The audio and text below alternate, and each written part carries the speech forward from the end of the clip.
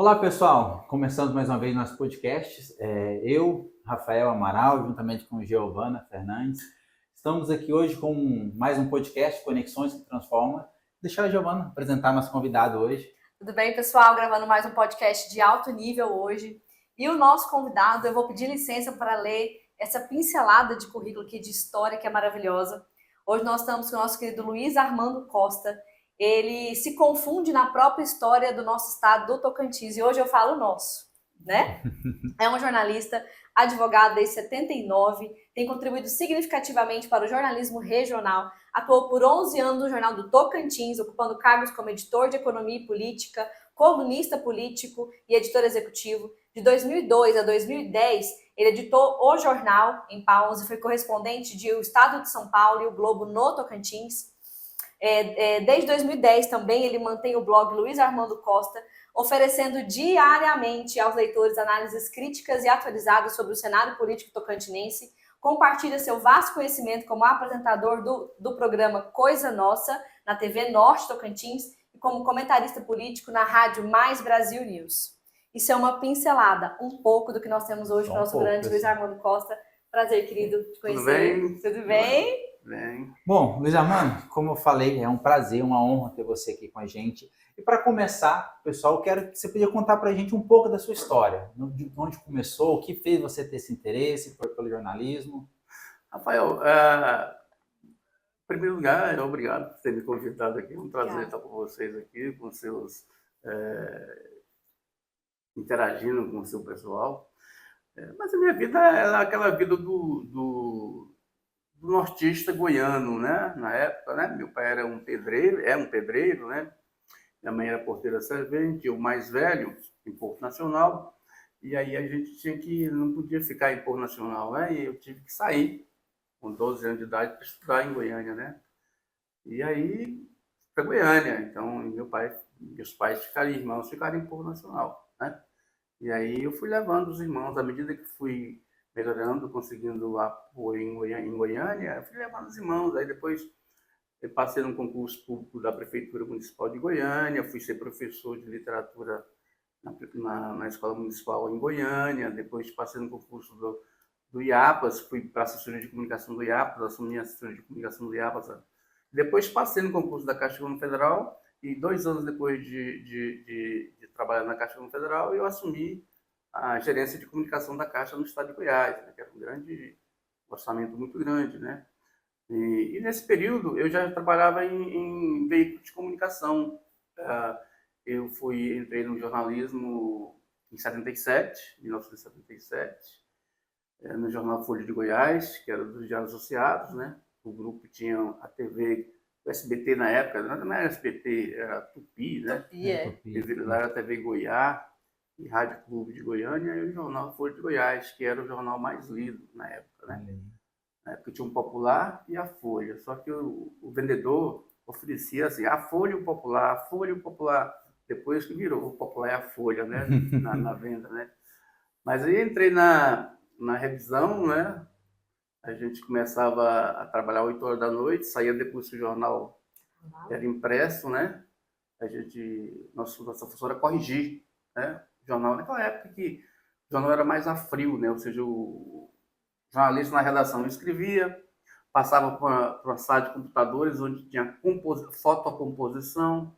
Depois da fotocomposição vinha o papel de plástico ali, escrito para a gente corrigir. Devolvia para fazer as emendas, o pessoal voltava para a gente, ia para a página, colava na página, né? Aquela coisa toda. Aí ia para o fotolito, né? Fazia fotolito, depois do fotolito fazia a chapa, depois da chapa que ia para a impressora. Que ia para a impressora. Tudo começava 8 horas da noite, terminava? 5h30, 6 horas da manhã. Que fantástico. Então, nesse trabalho eu fiquei mais ou menos 6 anos, né? Então, e estudava cedo. Estudava cedo pela manhã. Estudava cedo também. Então, essa é a minha vida. Depois dessa fase, que aí eu fui para a comunicação da Caixa, e aí quando criou o estado do Tocantins, o Tião Pinheiro me chamou, que era meu amigo, né, que nós começamos também juntos na Folha de Goiás. Aliás, o Tião me chamou para a Folha, ele foi chamado para a Folha e me chamou para a Folha. Nós começamos juntos lá na Folha, na revisão. o tio falou, Luiz, ó, eu fui convidado para... Eu me lembro como hoje, eu estava num seminário da Caixa Confederal, um seminário de marketing, na Escola Superior de Propaganda e Marketing, na época, em 88. Quando criou o Estado, na semana eu estava nesse seminário, e aí o tio me ligou, né? No intervalo eu fui lá, retornei a ligação para ele, ele me chamando para ir com ele para o Jornal do Tocantins. A Jaime Câmara iria retomar o Jornal do Tocantins, porque o Jornal do Tocantins, na década de 60, o seu Jaime criou uma logomarca, Jornal do Tocantins, mas esse jornal ele circulava tipo assim, uma vez por ano, um tabloidezinho, só para dizer que tinha, né? Porque não tinha o Tocantins ainda, né? Então, e o senhor Jaime tinha já colocado as emissões de televisão em Araguaína, ele levou primeiro para Araguaína, né? E aí o Domiciano Faria, que era o diretor de jornalismo da Jaime Câmara, do grupo Jaime Câmara, na época, convidou o Tião para editar, para voltar com o Jornal do Tocantins. E o Tião me chamou, Luiz, né, aqui vamos pegar o Jornal do Tocantins. Aí eu falei, Tião, agora eu não posso, porque estou aqui nesse seminário, não sei, eu tenho que ver lá na Caixa Econômica como é que vai ser, se a Caixa me libera, porque eu tenho função de confiança, né? Eu era gerente de comunicação da área no estado inteiro, se eu vou poder ficar essas 5 horas da jornada de jornalista, né? E aí eu voltei e resolvi ir na Caixa Econômica Federal, e aí um ano depois eu aceitei o convite, fui lá, né, para o Jornal do Tocantins.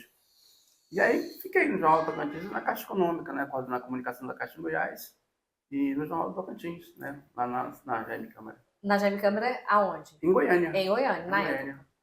Isso tinha criado o Estado, mas o Estado não tinha sido instalado. Entendi, isso que eu ia te perguntar. E aí a gente veio, eu vim na cobertura da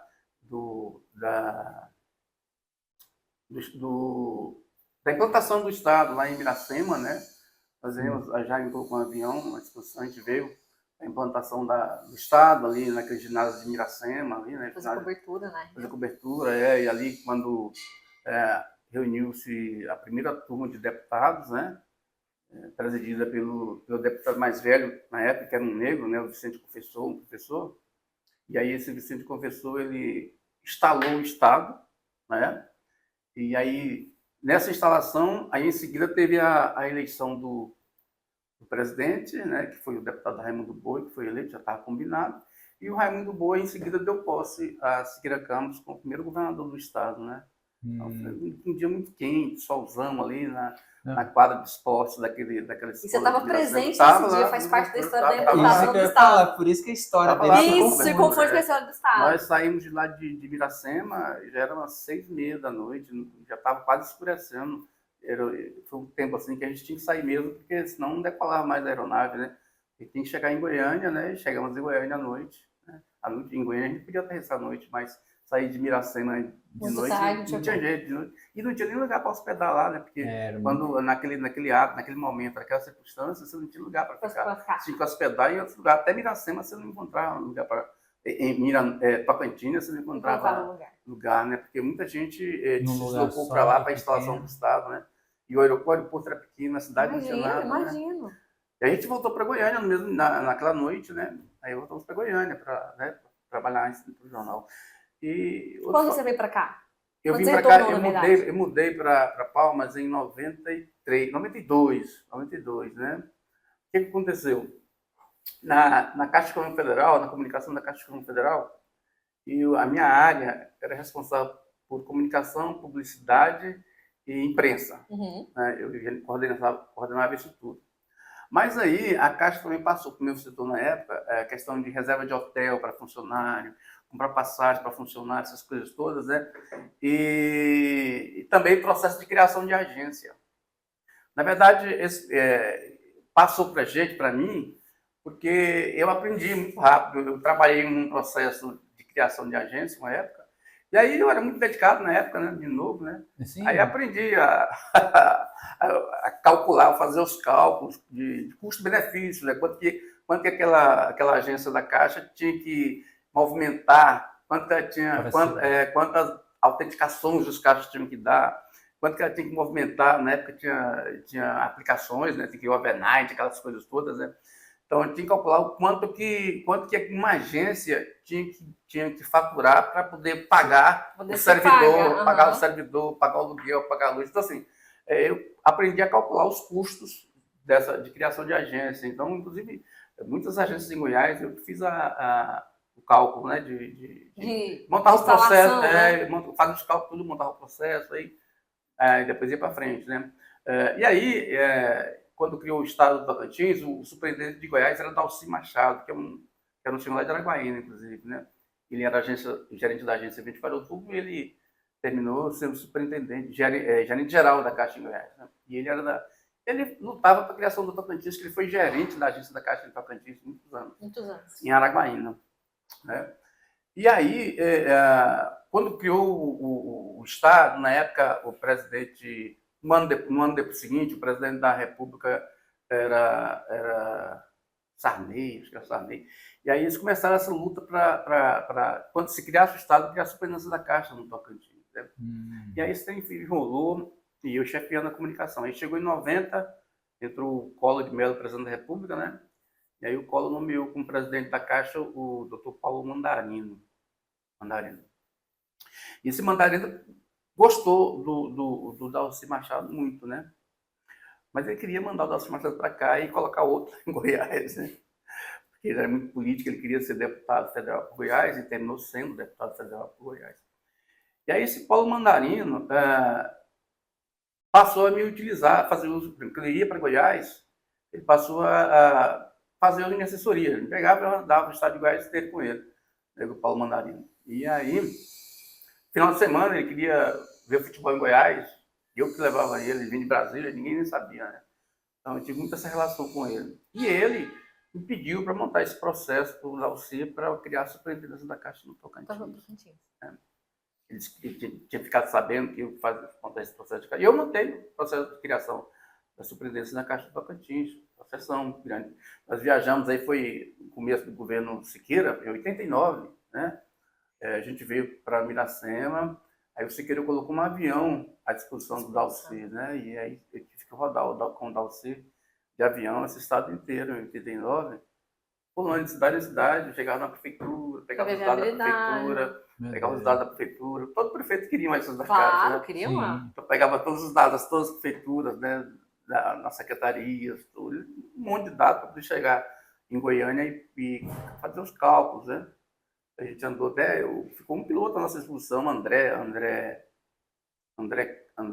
Caos, inclusive esse piloto, ele está aqui em Palmas ainda. Ele era filho do ex-ministro do João Figueiredo, do César Caos, né? Então, esse André, ele andou com a gente o estado inteiro aí, cada bimbó, cada cidade, assim, que você chegava. Para fazer o levantamento, para poder. O avião nem conseguiu descer na pista direito. Que pista? Tinha muitas cidades que não tinha pista. E o prefeito queria montar uma agência. Mas aí, de tudo isso aí, eu montei o processo de criação, né? Montei o processo de criação da superintendência. E aí instalaram a superintendência, né? Nós instalamos uma superintendência lá em Miracema, a gente veio para alugar coisa lá, alugamos um prédio ali aquela avenida principal, perto do porto. Hoje tem um porto lá, né? A gente alugou um prédio lá e botou a Caixa lá. Depois, a Caixa mudou para cá, né? Também a gente veio, trouxe o presidente da Caixa aqui lá para montar a agência de Palmas na superintendência, ali onde hoje é a Justiça Federal, o canteiro antigo da Justiça Federal, né? O governo era Moisés Avelino, em 91, né? Eu fiz o cerimonial, inclusive, da inauguração daquela agência, da Justiça Federal. E aí, poeirão aqui, aí não foi. Aí eu tive que fazer a opção, falei para Jaime Câmara, falei, estou pensando em voltar para Palmas, né? Não tinha nada, né? Mas tinha um potencial de crescimento gigantesco, você enxergou isso? Tinha muito potencial. Não, na verdade, eu fui para Goiânia para voltar, né? Ou seja, eu fui para Goiânia para voltar e ajudar meus pais, né? De toda essa ligação. Tanto que eu ajudei a criar os meus irmãos, né? Os irmãos foram formados. Então, na minha cabeça era volta, sempre volta, né?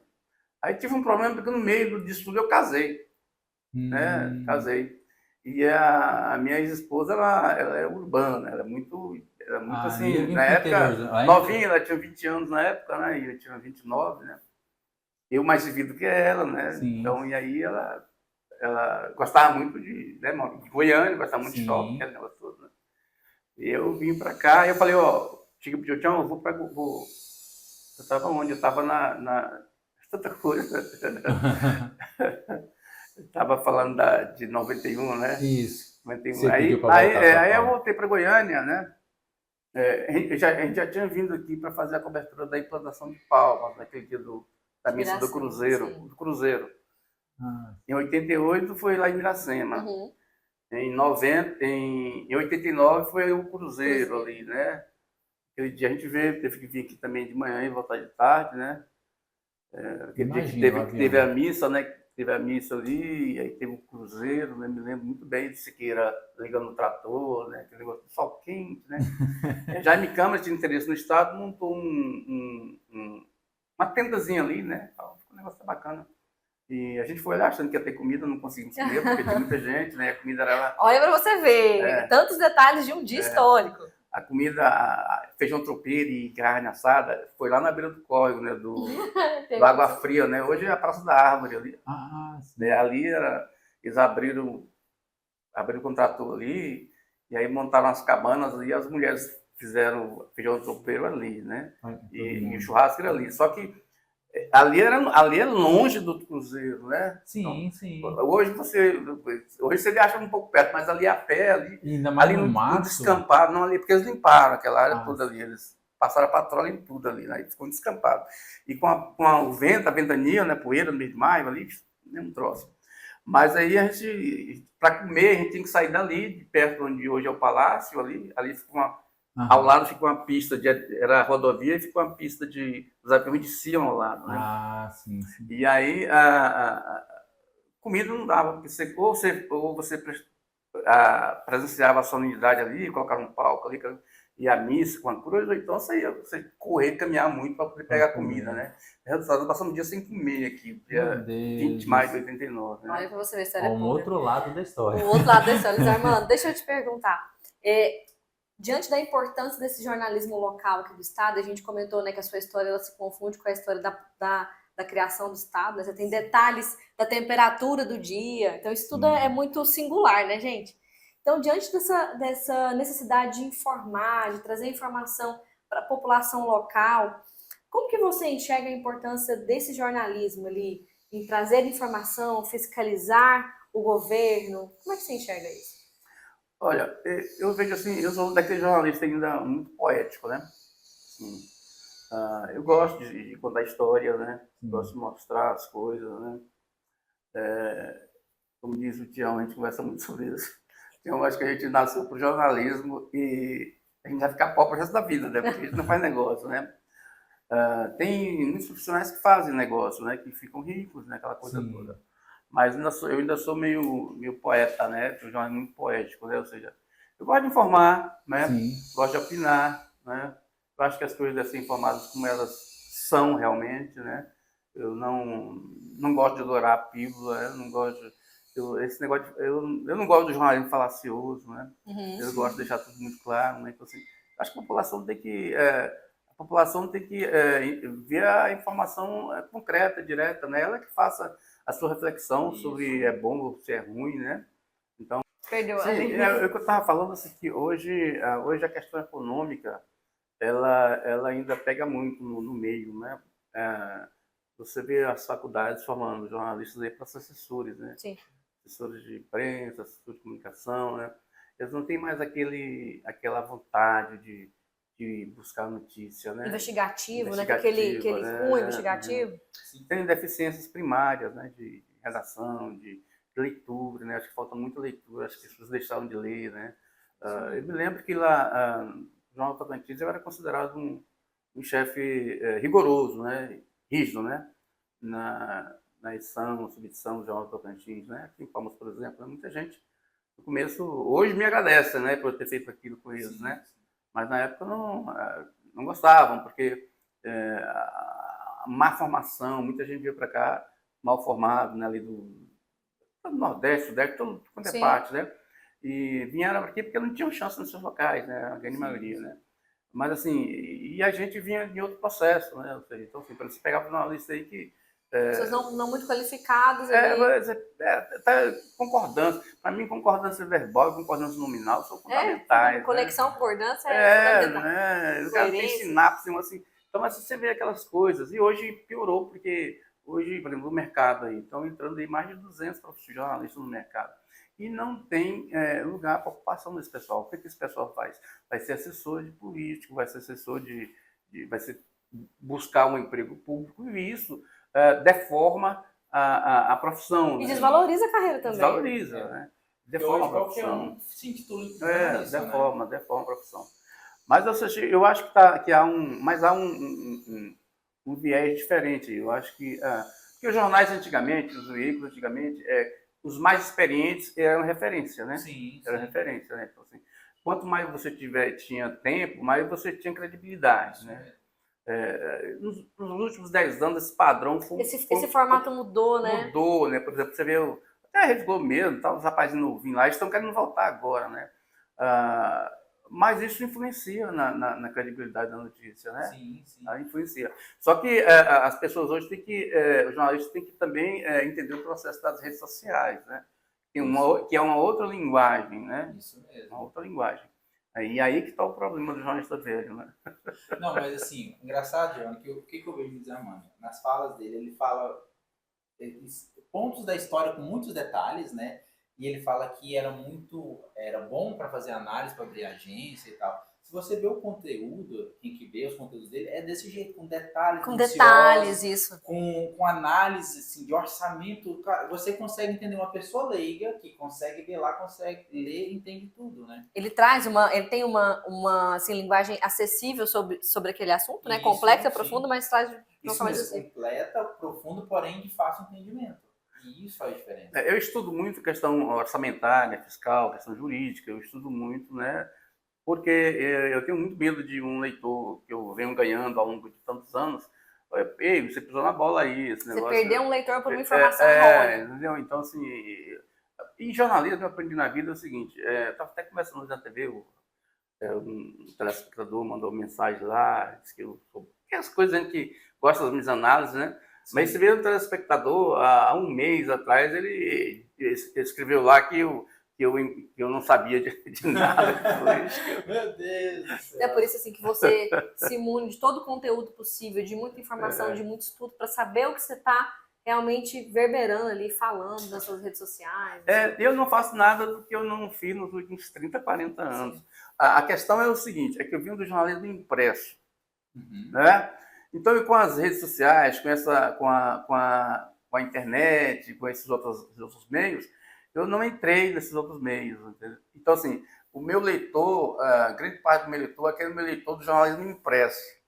Que migrou e hoje e aí ele me encontrou, entendeu? Então, tem uns que me acompanham desde o início do blog, mas muitos me acompanham muito antes do blog. Então, hoje eu trabalho, eu escrevo, eu não tenho, meu leitor, ele como que diz, é um leitor diário. É diário e eu não faço campanhas para atrair leitor, né? É meio que de forma orgânica. Orgânico, meu leitor é orgânico, né? Um que lê, eu não faço campanhas, né? Eu até perco com isso, eu não me preocupo muito assim, quantidade de acesso, tem gente que faz isso, tem gente que conteúdo e informação. Eu tô lendo, não vou ficar rico mesmo, entendeu?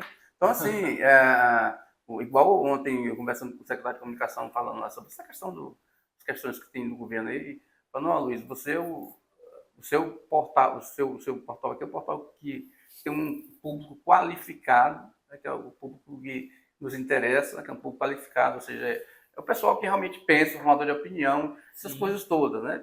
Mas assim, mas para mim é espontâneo para mim, isso eu não tenho esse interesse o meu interesse é passar a informação da forma que eu sei passar e com o conteúdo que eu tenho. Isso mesmo. Isso é o diferencial, como eu falei. Você vê lá, quando ele escreve alguma coisa, não é puxando para A, para B. É conteúdo que aí você forma a sua opinião.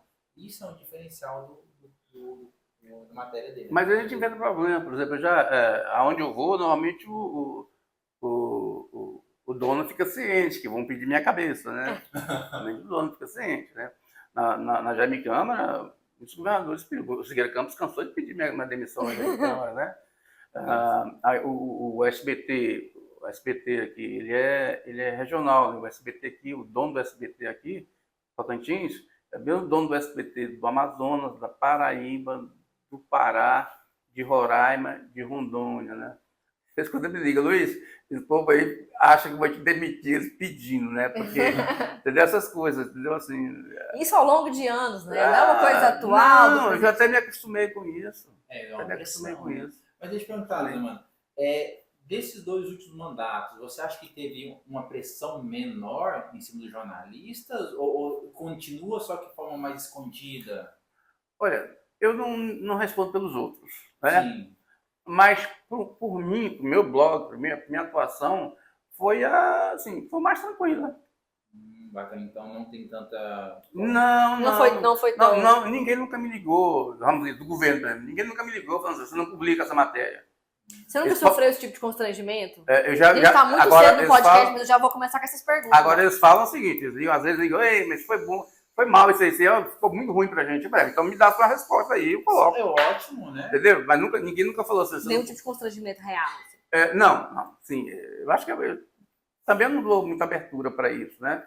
Eu não vou de gabinete de secretário, eu não faço eu não vou de regabof de político, você não me vê andando em tudo quanto é festinha de político, eu não frequentando os ambientes, buscando com pessoas. não tem esse negócio de ir por fora, não tem isso, né?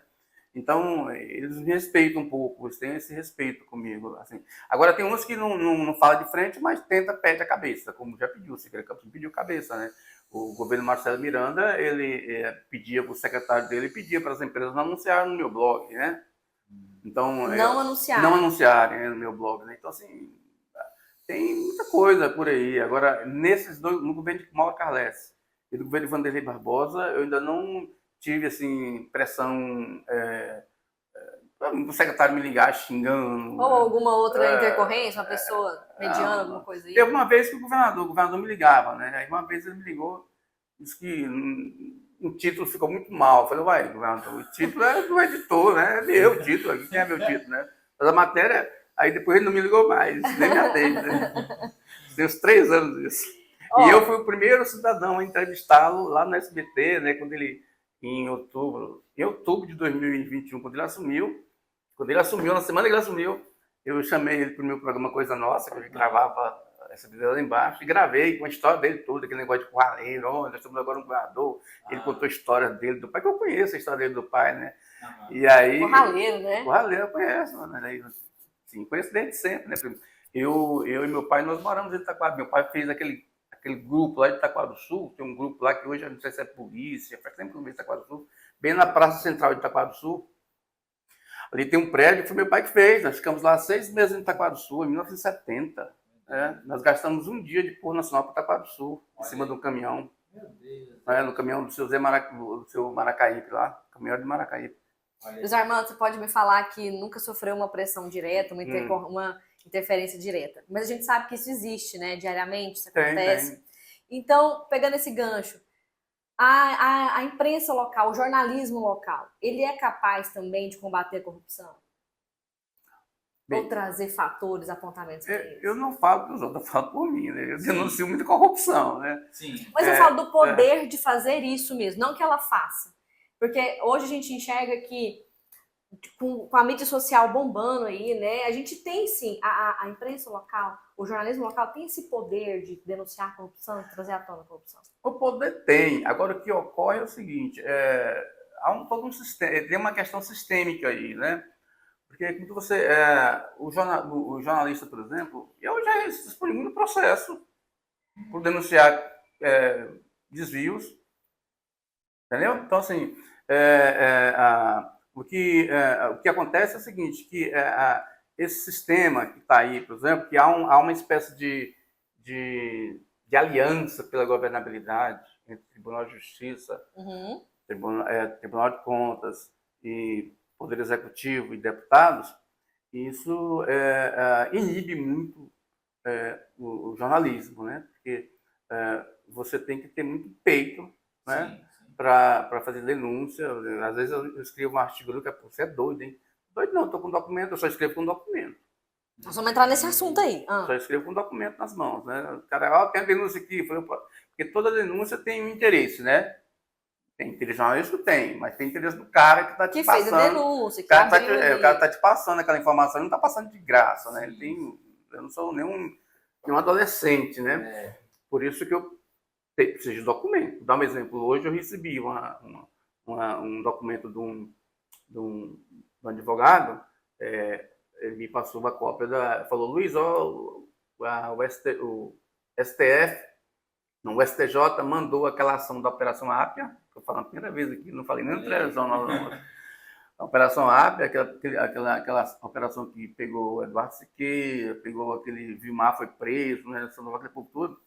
Aquela Operação Ápia estava enrolada, porque primeiro foi a Justiça Federal disse que o STF disse que não era a Justiça Federal daqui que julgava, era a Justiça Eleitoral, porque tinha implicações eleitorais, não prevalecia a Justiça Eleitoral. Aí depois o TRE decidiu que não é a gente não, vai ser para a Justiça Federal, né? E agora o Supremo teria decidido que essa Operação Ápia ela vai ter que ser julgada pela Justiça Estadual. Olha o trampolim que deu. Justiça Federal, Justiça Eleitoral, Justiça Federal, agora vai lá para a primeira instância, a Justiça Estadual. Sendo que teve recentemente uma decisão do Supremo mandando tudo para o Supremo, quem teve prerrogativa de foro. Recentíssima, entendeu? Aí eu pedi para o rapaz, então você me dê a decisão. Ele mandou o parecer do Procurador da República, do Ministério Público, né? Eu falei, não, aqui está o Procurador. Esqueci de mandar a decisão. Então me manda a decisão. Ele mandou a decisão até agora, por isso que eu não publiquei. Sim, porque tem que ter documento. Porque ele mandou o parecer do Ministério Público Federal. Mas não a decisão. Não a decisão. Entendeu? Agora, olha o ângulo de caroço que isso vai dar. Estou esperando ele me mandar. Se ele me mandar mesmo, eu vou publicar. Amanhã cedo vai ser uma... Que ninguém está sabendo disso. Ou seja, e é uma bagunça, né? É uma bagunça se voltar para a primeira instância, né? Sim. Contraria a própria decisão do Supremo. Sim, foi recente. Tá, agora, Luiz Armando, o que a gente vê? A gente vê que tem muitas pessoas que se intitulam jornalistas que estão entrando no meio digital e falando de notícias e tal. Qual que são as implicações éticas nesse tipo de jornalista, digamos assim? Rafael, eu não tenho preconceito nenhum com quem... Eu me preocupo com a informação. Com a informação. Até porque, veja bem, faculdades de jornalismo são recentes no Brasil. Né? Por exemplo, esses grandes jornalistas do país não são formados em jornalismo, eles eram advogados, economistas. E eu acho até que um economista escreve melhor sobre economia do que um jornalista. Exato. Então, assim, eu não tenho eu sou contra esse sindicalismo que os sindicatos têm essa coisa aí, que eu acho que é uma reserva de mercado para privilegiar incompetente, né? Porque quem presta a melhor informação vai prevalecer no mercado. Isso mesmo. Não é? Então, eu acho isso. Acho que não tem... Assim, se a pessoa está lá na rede social comunicando algo sério e de credibilidade, importante para a sociedade, é o direito dele colocar assim. Eu acho que sindicato nenhum tem nada a ver com isso. Entendi. O ruim é quando chega uma pessoa que não tem conhecimento ou se intitula jornalista e coloca qualquer coisa sem fonte, sem fato. Tem muita gente que acha bom dizer que é jornalista, né? Acha bonito. Eu acho que minha filha que ser jornalista passou na UFT para ela sair. Não, minha filha, faz isso não que não dá dinheiro, não. Eu até anotei aqui, fonte de informação. E eu ia te perguntar isso, trouxe à tona, falei já. Como que você tem essas fontes de informação? Como é que elas chegam até você? Você falou de um documento, já me contaram essa história, eu queria saber como é que ela funciona. Não, veja bem, primeiro, a fonte só te passa o documento se confia em você, né? Sim. Isso eu acho que tem muita coisa que o jornalista novo, recente, né, não recebe, por causa da confiança, né? Segurança, né? Porque quem está passando informação, ele está assumindo também risco, né? Dependendo da informação, ele está assumindo risco. Então ele tem que... Então, ele te passa uma informação documentada? Você se resguarda? Não, eu só publico alguma coisa se eu documento. Eu quero saber isso. Você se resguarda? Sim. O cara vai falar, fulano está roubando ali. Eu não. Cadê o documento? Tem inquérito? Tem alguma coisa? Qual que é a prova consubstanciada que você tem? Eu não... Especulação não divulgo, não. Eu especulo muito sobre política. Que é o conhecimento que eu tenho, mesmo para especular sobre política. Sobre o trânsito político ali, né? Só no trânsito político, ou seja, eu converso muito político por dia, né? Eu converso aí com uns 30 aí. Então, a partir disso, eu faço as minhas análises, Seus política. direcionamentos Agora, a questão por exemplo, a questão fiscal, né, a questão financeira, a questão penal, essas questões eu não publico sem documento. Por exemplo, fiscal, por exemplo, eu confronto muito às vezes até com o secretário da Fazenda. Eu publico uma coisa falando, não, aí, o que é isso aqui então? Esse documento aqui, esse aqui, porque eu acesso às contas do governo tudo. Entendeu? Então, assim, eu confronto mesmo. Mas se o cara manda uma nota, eu enfrento. Eu falo, tá aqui assim, assim, assim, assado. Né? Eu sei coisa que o próprio secretário de comunicação não sabe do governo. Então, assim, quando você solta uma informação, ela está consubstanciada Sim, mesmo, sim, tem sim, documentação. sim, Por isso sim, que você sim. mencionou aquela outra anterior que você não soltou, porque a documentação Sim, não foi claro, completa. claro. Eu posso até soltar que é um parecer, mas não posso soltar que o Supremo decidiu. Mas eu acredito que é o certo, o Rosendo falou. O blog dele, quem a gente lê lá, a gente lê com credibilidade. Sim. Né? Credibilidade, a gente entende. Mas é por quê? Porque para ele escrever, ele tem documento, ele tem base para isso. E outra coisa, não é defendendo A, não é defendendo B. Tá aqui, agora vocês que estão lendo, tomam sua decisão. Isso. Olha, essa questão fiscal, por exemplo, eu até tem alguns portais, tem fonte minha que manda coisas para mim que eu não publico. Alguns ex-deputados que são contra o governo, por exemplo. Uhum. O governo está assim, assado. Não, eu estou vendo todo dia acompanhando todo dia aqui, eu sei como é que está o governo. O governo não está tão bom, né?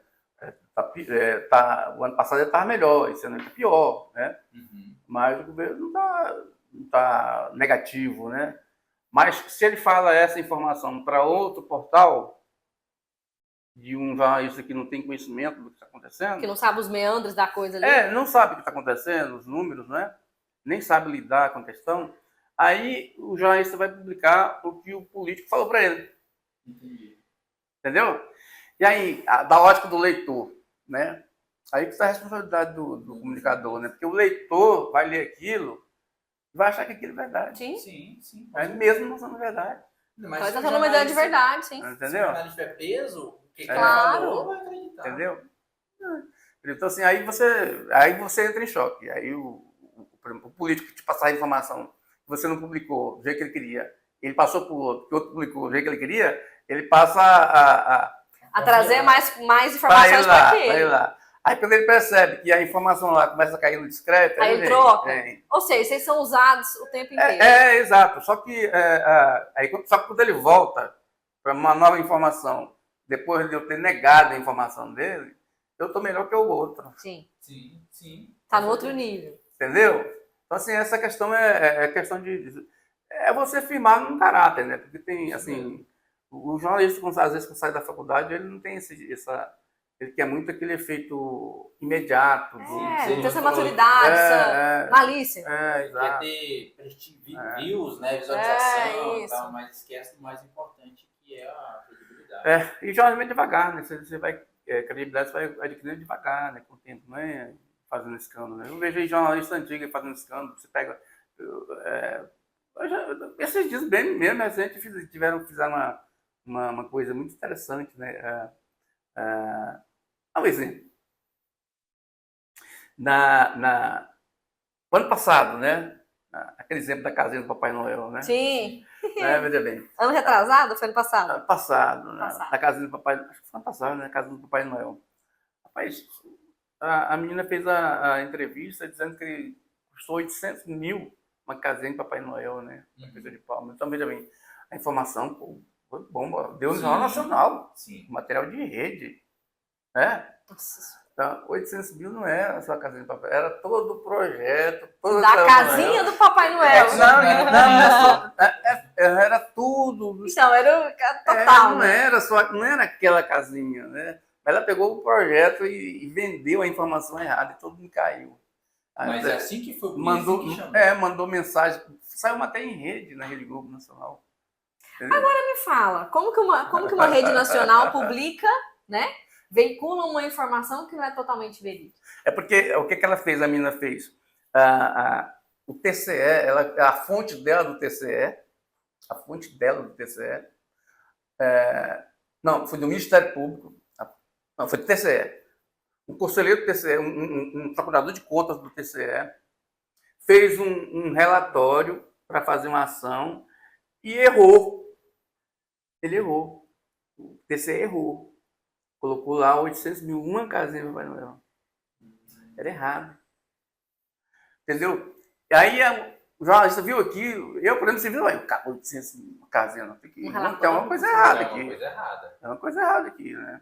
Não, a menina não foi nem ouvir o outro lado, já tacou para a Rede Globo, pegou, foi mesmo, a verdade Tá aqui o documento aqui. Tá aqui o documento aqui, e a prefeitura? Não, a prefeitura ninguém quis falar. Sim.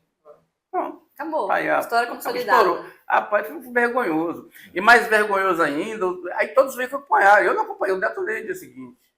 Detonei. Aí todos acompanharam. E todos não disseram que erraram. Meu Deus. Entendeu? Ficou por isso. Ficou por isso. Você já teve que alguma vez nessa história, nesses anos, voltar atrás em alguma informação? Já peço desculpas muito. Peço desculpa muito. Muito. Então, isso é credibilidade do jornalismo. Quando eu erro, eu peço desculpa. O blog errou. Coloco mesmo. Isso é o diferente. Olha, uma época na Jaime Câmara, o Tião era editor-chefe e eu era editor executivo. A gente pediu desculpas numa manchete, por causa de um repórter. Em 93. Era sobre, na Assembleia Legislativa. A Assembleia era aqui, ó. Aqui no morro aqui do... Perto do Palacinho ali. Sei, aqui na Assembleia 112 Norte. A Assembleia aí, era um prédio de madeira. No presidente era o Abrão. Não sei se eu falei certo o endereço. Era no Palacinho, no morro do governador. Já é morro do governador ali, casa do governador, negócio assim. Palácio do governador. Ali tinha dois prédios de madeira. Um era o Palácio, que era onde ficava o governador, e outro prédio de madeira do lado, que era onde ficava a Assembleia Legislativa, né? E aí, o presidente era o Abrão Costa, do MDB, foi prefeito de Mira Norte, né? Ele era o presidente da Assembleia na época. E aí, um repórter fez uma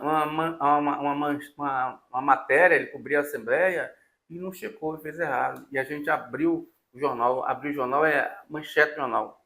Mancheteamos o jornal. Primeira página, bem grande, pá, aquele troço lá. E era mentira. Nossa. Olha só. Aí no dia seguinte a gente teve que, imagina, ter que fazer uma manchete.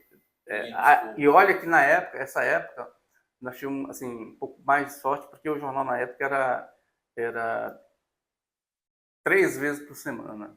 Né? Eu peguei o Jornal Tocantins 1 vez por semana, 3 vezes por semana, até virar diário, né? Então a gente teve que esperar para poder pedir assim, manchetona. A gente está vendo, falando de credibilidade, de jornalismo, né? Qualquer um pode abrir um Instagram, um blog e começar a escrever. O que você me disse? Você acha que isso diminui a credibilidade do jornalista? Porque a informação está muito rápida, né? Muito volátil, né? Eu costumo dizer que antigamente a gente ia atrás da informação, já a informação pula nos nossos olhos, né? E vem de tudo quanto é jeito. Pode ser com credibilidade, pode ser que não. Você acredita que isso prejudica a informação jornalista? Eu acho que não. Como eu disse ainda há pouco, eu acho que quem tem competência, quem tem conhecimento, ele prevalece. Ele fica no mercado, né? Agora, aquele cidadão que, como eu disse, assim, tem muita gente boa que não se diz jornalista, mas que passa muita informação boa e tem credibilidade, né? Eu acho que esse mercado, por exemplo, as TVs hoje, estão cada dia mais contratando influenciador por causa dos acessos, né? Por causa então, assim, não tem como se discutir isso. Assim, a sociedade está avançando, mas, assim, é o mercado, você tem que lidar com aquilo. Você tem que adaptar no mercado. Tem que se adaptar, você não tem como você contra a rede social, né? Você contra influenciador digital? Não, a IA está aí, né? Então, assim, você tem que se adaptar a isso, ou seja, e a pessoa que vai ler, ou a pessoa que vai te seguir de alguma forma, ela vai, porque te escolhe, acha você melhor do que o outro, independentemente de título, né? Sim. Eu acho que é a informação, né? Então meio que fica também, nós como leitor, como consumidor desse conteúdo, saber distinguir. Não, isso aqui é muito viajão, usando a expressão, não, isso aqui é mais sério. Então, passar a seguir pessoas mais sérias que têm conteúdo. Né? Eu acho que, assim, acho que as pessoas hoje você tem seu público leal, que te segue dependendo do que coisa, né? E tem aquele público que vai sendo agregado, né? Em função de alguém vai falando para ele vai, esse cara aqui também é bom, vou começar, né? Aquele negócio assim, isso é bacana, sociedade assim, ter muitas opções, né? Se fazer comparações, acho isso bom para o jornalismo, acho isso bom. Sim, é até bom pensando aqui, né? Talvez até para as pessoas que querem mesmo ser sério e cada vez querendo profissionalizar e ser mais sério ainda, não entregar qualquer coisa, né? Então, tem pessoas de parâmetro, de peso, né? Pra gente poder espelhar, para eles poderem espelhar. Sim, eu acho que é por aí mesmo. Como que antigamente era rádio, era jornal impresso, hoje já é um Instagram, você pode dizer que é um jornal. Só para você ter uma ideia, no Jornal Tocantins que a gente mudou para cá, a gente passava matérias por telex. Meu Deus. Né? E quando tinha energia era fax. Então, quando faltava energia direta aqui no começo, né? Sobrecarga, direto sem energia, a matéria chegava aqui, a gente tinha que ir lá no telecão, aquele... desse jeito que ele digitava.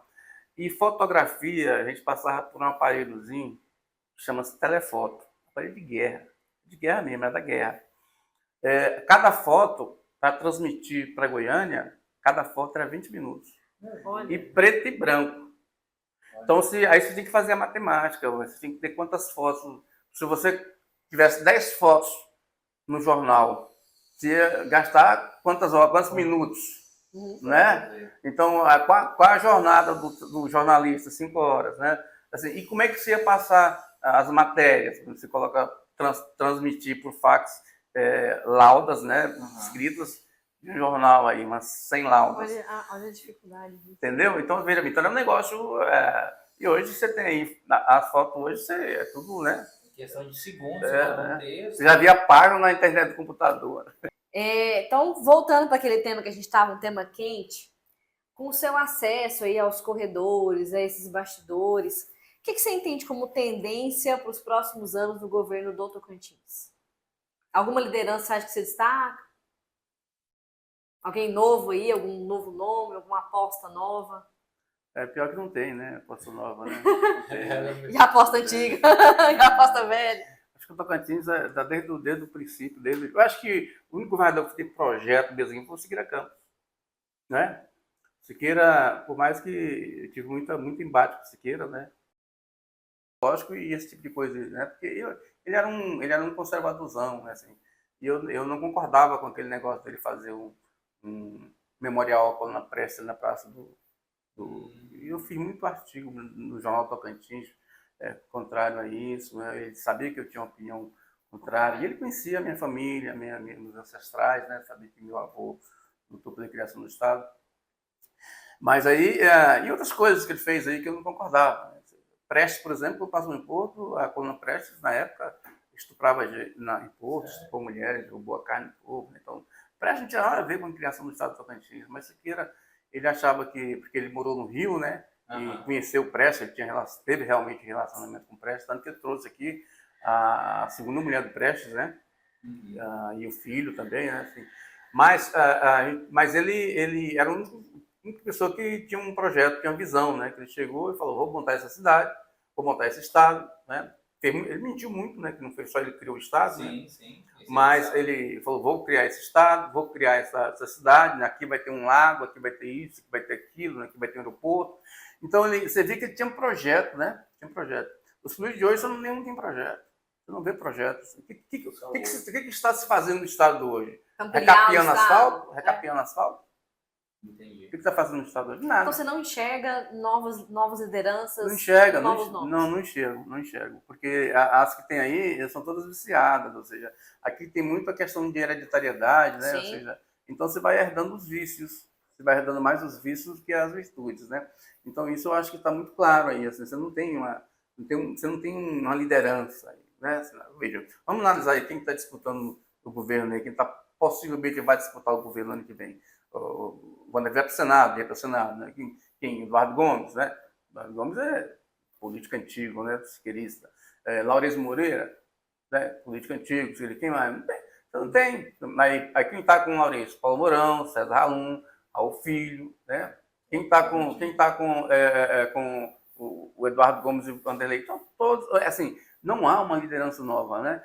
Poderia sair uma liderança nova, por exemplo, mas é porque todo mundo é conservador. Não, no Estado já teve esquerdistas, o PT já teve. O PT já teve uma época que teve quase 20 prefeituras no Estado, né? Então, assim, mas cadê o PT, né? Cadê a esquerda, né? Onde é que está a esquerda, né? A esquerda está lá com a direita no Palácio.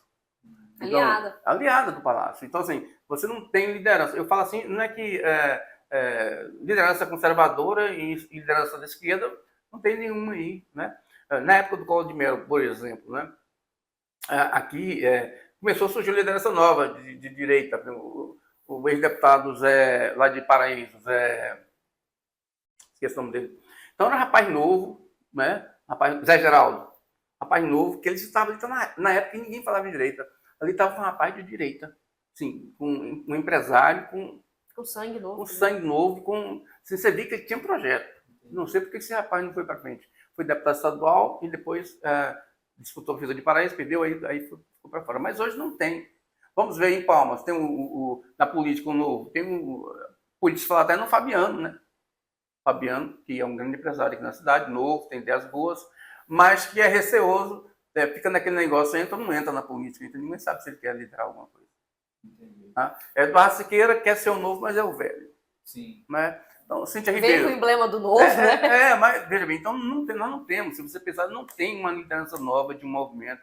A não ser se o pessoal assumir uma turma nova na Câmara de Vereadores aí, né, daquele coletivo, né, Somos, só se esse pessoal conseguir ir para frente. Né? Mesmo assim, ele sofre uma carga de preconceito. Né? Sim. Então, assim, eu não sei até hoje, se você pensar que quem é um líder novo, não tem, infelizmente não tem. E olha que o Estado foi criado para ser um novo, né? Sim, mas nós somos um novo com as ideias antigas. Rafa, segura, vamos ver se a gente corta, se a gente mantém isso aqui que eu vou falar. Eu tô geladinha? Tá geladinha. Luiz Armando, quando eu vim para cá, a gente utilizava muito essa expressão. Aqui a gente vive o coronelismo, né? Que a gente vive Continua. isso. E o que você entende, o que você enxerga? Tem quantos mandatos aí que um governador não finaliza um mandato? O que você enxerga disso? Isso é positivo ou isso é negativo? Eu acho que é positivo que sair deixar, né? Mas é negativo porque a gente não tem uma constância no Estado. Eu acho que é um círculo vicioso, né? Ou seja, o eleitor escolhe mal porque ele é mantido naquela espécie de prisão ali. Por que o Tocantins... Dois polos ali, né? É o A e o B. Por que não há distribuição de renda? Por que o Tocantins tem um PIBão, né, e tem 900 mil pessoas no cadastro único do governo federal? Ou seja, nós temos um PIB de 58 bilhões, que foi o último divulgado, né, do ano passado, 58 bilhões, e nós temos aí cerca de 500 mil pessoas ganhando até meio salário mínimo. Então, assim, como é que se explica? O Estado vai com o negócio, o Estado é rico. Essa riqueza está mal distribuída. Não. O que o poder público está fazendo para redistribuir essa riqueza? Nada. O que faz? Está fazendo pior. Está entregando imposto para os empresários. Por exemplo, o governo, no ano passado, concedeu 2 bi de isenções fiscais. Em 2023, 2 bi e 300 de isenções fiscais. Ou seja, abriu mão de 2 bi e 300 de impostos. Para esse grupo que produz, que tem 58 bilhões de PIB. E continua com os 500 mil pessoas aqui ganhando no Estado até meio salário mínimo. E 900 mil pessoas lá no cadastro único do governo federal. Isso é público, vai no Ministério da Cidadania. No Tocantins, quase 400 mil dependem da Bolsa Família. Então, assim, e onde estão as lideranças? Onde está o governo? Onde estão os deputados? Então, assim, é complicado. E os deputados fizeram pior. No ano passado aprovaram o quê? Eles aprovaram agora, eles estão em uma gratificação de representação. Né? Você ganha 50% além do salário para participar de comissões. Resultado, todo mundo está participando de comissão. Então é por isso que eu te perguntei se tinha novas lideranças, se você via alguma tendência para arrematar que a gente vive o coronelismo aqui com 2 polos e eu não vejo perspectiva de mudança. Olha, hoje é o seguinte, o eleitor vota naquele que dá um dinheirinho para ele. Sim. E por que ele pega esse dinheiro? Ele pega esse dinheiro porque não tem. Né? E não tem condições de ganhar. Por que ele não tem condições de ganhar? Porque ele não tem preparo. Né? Ele não tem emprego, por que ele não tem? Ele não tem especialidade, ele não tem. Então ele fica naquela. Então, ou seja, resumo da obra. O governo não educa, não dá educação, né? Não gera emprego, né? Para esse eleitor que está aqui sem emprego e sem educação, continue aqui, dependendo da Bolsa Família e dos benefícios ali das molinhas, para não mudar o status quo deles. É um círculo vicioso. É um estado tão novo dominado. Ou seja, os coronéis continuam coronéis. E as pessoas continuam lá esperando o outro pé de botina. Tem um livro muito interessante que fala sobre isso, Coronelismo, Enxada e Voto. É a cara do Tocantins. Esse é um livro muito conhecido aí, esqueço o autor. Ele tem um fluminense, se não me engano. É um livro antigo, muito antigo. Chama-se Coronelismo, Enxada e Voto. É a cara do estado do Tocantins esse livro. Eu não ouvi não, vou ler, mas vai ser interessante. Olha o título do pod, também achei. Luiz Armando, uma questão. O que você acha? Eu tenho esse livro, se quiser te empresto. Quero sim, quer sim. Vou procurar depois. Como você acha que vai definir os próximos rumos da política? O que você acha?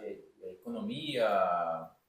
Educação? Olha, eu acho... a educação é que muda tudo, né? Eu acho que a educação é que muda tudo, né? E a economia depende muito da educação também. A gente... saiu uma pesquisa essa semana... um jornalista analisando, né, por que o governo Lula está ruim, baixa popularidade, 56% de rejeição, pesquisa de ontem, né? Sendo que a taxa de juros está quase a mesma da época do governo Bolsonaro. A inflação do governo Bolsonaro, a inflação foi mais alta, né? Nós estamos, o superávit do governo federal está melhor do que do governo Bolsonaro. No entanto, a sensação da população é de que a coisa está pior. Aí a rejeição. Aí esse jornalista fala o seguinte, é que a população, a grande parte da população brasileira, ela já acha que esses benefícios concedidos pelo governo Lula, por exemplo, eles já são um direito. Esse negócio de Bolsa Família, essa coisa que Lula está fazendo aí, mandando dinheiro para outros programas sociais. Então, a grande massa da população, a grande maioria da população, já acha isso um direito. Sim, já incorporou. Já incorporou. Então, uma obrigação. Ou seja, mudando o presidente ou não mudando, isso... Está sempre garantido há quantos anos? Exato, há muito tempo. Muitos né? anos, Desde Fernando Henrique, que fez aquelas 3 bolsas, né? Então, assim, eles não importam mais com isso. E o Lula, mais o PT, não conseguiu entrar nessa engrenagem de comunicação de forma diferente. E aí o problema, né? A direita, por exemplo, né? Ela entrou primeiro nas redes sociais e tem mais acesso ao povão nas redes sociais. Então a informação chega mais rápida lá no povão. A forma de se comunicar. Exato. Aí está o problema, né? Ou seja, de comunicação do governo, né? Que entra até no que a gente está falando aqui, na questão das redes sociais, que elas são mais ágeis, né? E tem uma linguagem própria, né? Sim, o PT não curto objetivo. O PT continua não só no Tocantins, com a mesma linguagem de 2000, quando Lula ganhou a primeira vez na presidência, aquela coisa como se a esquerda fosse a única opção. Aí não é, a direita está chegando aí forte e tem gente de direita muito, muito bem preparada, né? Assim, que tem propósito, né? Não é todo direitista que é extremista, eles confundem muito direitista com extremista.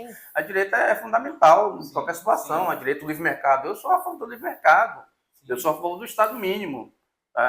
O poder público não tem que dominar o mercado. Não tem que só ajustar. Por exemplo, quando eu falo dessa questão do PIBão, PIBim, e aqui o governo podia fazer sim alguma coisa. Como? Equilibrar. Vamos pegar os impostos aqui, vamos pegar os impostos e fazer aqui.